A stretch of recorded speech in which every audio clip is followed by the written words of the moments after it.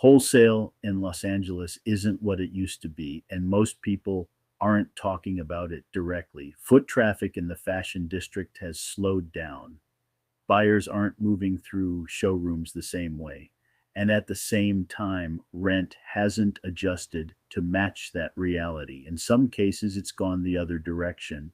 Higher overhead, fewer walk ins, and less consistent ordering. That changes how the entire system functions because wholesale depends on movement.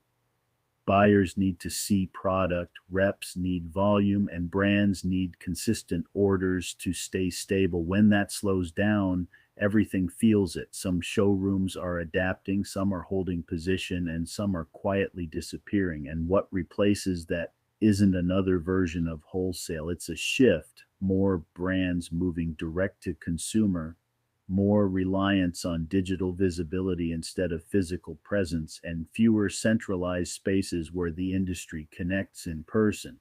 That changes how relationships are built, how product is discovered, and how decisions get made. This isn't about negativity, it's about recognizing where things are going because in Los Angeles fashion, when wholesale changes, the structure of the entire industry changes with it.